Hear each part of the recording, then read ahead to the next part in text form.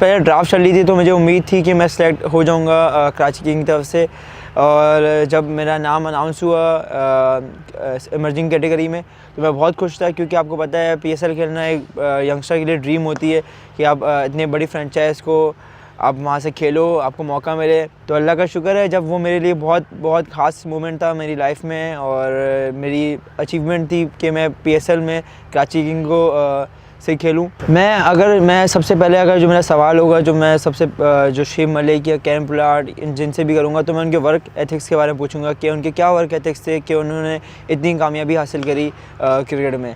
मेरा गोल यही है कि मैं अपना नेचुरल खेलूँ, जो मैं खेलता आ रहा हूँ, जो मैं नेचुरल गेम है उसको खेलूँ, मैं प्रेशर को अच्छी तरह हैंडल करूँ और एक अच्छा इम्पैक्ट डालूँ। मेरा फेवरेट मोमेंट पीएसएल का यही है जब कराची वर्सेस लाहौर का मैच था और 2 बॉल में 10 रन चाहिए थे।